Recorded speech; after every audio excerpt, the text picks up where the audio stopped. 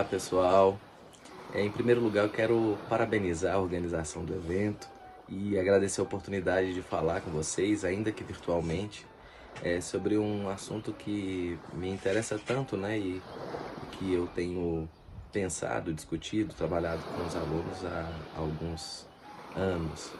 A gente está falando de literatura colonial, né, como é que se dá a constituição então da literatura em nossa terra, pensando em todas as contradições, né, do que foi o processo da colonização no Brasil, né, e da sua afirmação paulatina ao longo dos séculos como uma nação livre e soberana. Então, interessante de pensar sobre a literatura aqui na colônia, né, é justamente que não se tem uma literatura que se constituída logo desde o começo, ou que, como diz o Antônio Cândido, né, diferente de outros países em que a literatura vai se desenvolvendo naturalmente com o desenvolvimento da língua, da sociedade, dos costumes, da vida cultural de maneira geral, no Brasil nós não tivemos isso, né? A literatura também é produto de imposição, do inculcamento de valores, né, e também fruto e instrumento da violência colonizadora, né? E aí é interessante pensar que quando a gente fala de literatura na vida da colônia, né, o Antônio Cândido faz uma diferença muito interessante entre as manifestações literárias e a noção de sistema literário, né?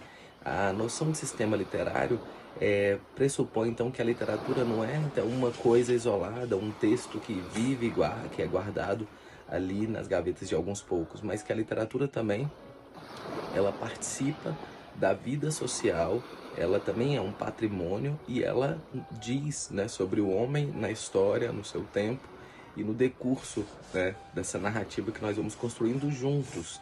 Portanto, a noção de sistema para o Antônio Cândido significa dizer então que a literatura é vista a partir dessa articulação entre diferentes elementos que gera uma vida literária, né?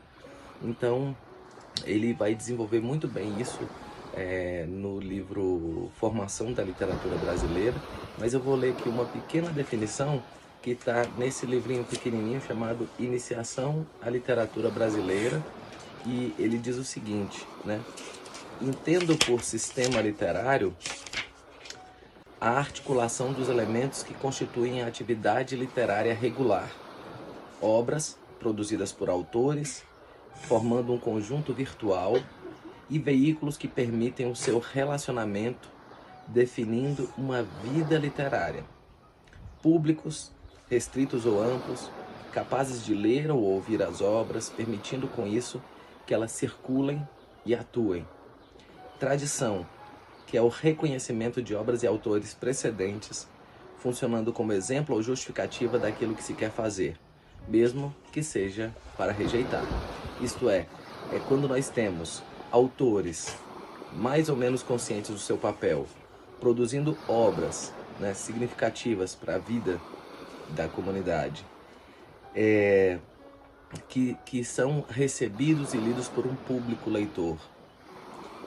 Esses três elementos em processo dinâmico vão constituindo uma vida literária e vão dando forma à tradição, que faz com que nós tenhamos a continuidade, né? Mais ou menos um passar de bastão, né, de um escritor para outro, a ponto de nós termos, por exemplo, lá no século XIX, um Machado de Assis, resultado dessas tradições, né, dessa vida literária, às vezes, né, com experiências muito exitosas, às vezes nem tanto, mas que no seu acúmulo vão se constituindo como uma tradição, né?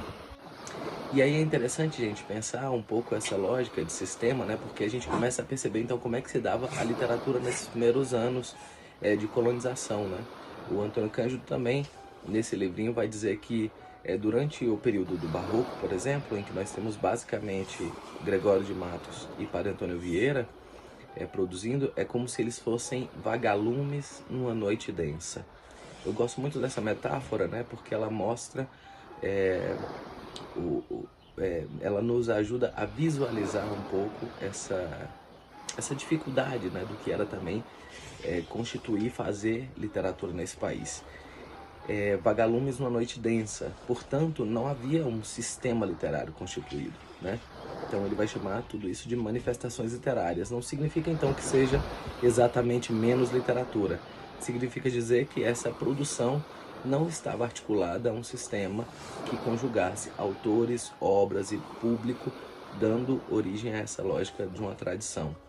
E aí eu escolhi um poema do Gregório para também falar, né, mostrar para vocês um pouco dessas contradições, né? É um poema que em algumas edições ele é chamado de Aos Caramurus da Bahia. E é um soneto que diz assim: um calção de pindoba, a meia zorra, camisa de urucu, mantel de arara, em lugar de cotó, arco e taquara, penacho de guarás em vez de gorra. Furado o beiço e sem temor que morra, o pai que lhe invasou com uma titara, porém a mãe a pedra lhe aplicara, o reprimir-lhe o sangue que não corra. Alarve sem razão, bruto sem fé, sem mais leis que a do gosto quando erra, de Paiaiá tornou-se em Abaeté. Não sei onde acabou ou em que guerra, só sei que deste Adão de Massapé procedem os fidalgos dessa terra. Esse poema eu acho interessantíssimo, né? Porque ele demonstra justamente essa imensa contradição que marca a nossa produção. Quer dizer, o desejo de se colocar par e passo com a Europa, né? No sentido de ombrear na produção de um soneto, né, sofisticado, de rimas super regulares, né? Mas ao mesmo tempo de valer-se para isso da língua, desse alarve sem razão, né, desse Adão de Massapé, que eram os indígenas ou aqueles que eram originados, né, da relação com mulheres indígenas, né, dos brasileiros, nem brasileiros, né, dos nascidos no Brasil, que eram filhos de indígenas. Então é como se nós tivéssemos nesse poema essa contradição que marca boa parte da produção literária brasileira, né? Esse duelo entre a lógica do cosmopolitismo, né? Dessa noção de uma literatura sofisticada, de uma forma requintada, mas ao mesmo tempo a matéria local que vai aos poucos reclamando o seu espaço e que depois, a despeito da vontade dos seus autores, também vai adentrando cada vez mais. Então, nessa forma em que se quer diminuir o indígena, o elemento nativo, ao mesmo tempo é essa forma que incorpora a língua do indígena, né? Com essa força rítmica também das oxítonas, né? Dessa língua tão vocálica que de alguma forma vai dando fomento também, vai dando matéria para o poema. Gente, é um pouco disso que eu queria discutir com vocês aqui, apresentar rapidamente. Quero dizer que foi um prazer, ainda que virtualmente, estar aqui. Parabenizo a todos e todas e desejo uma excelente semana. Um abraço.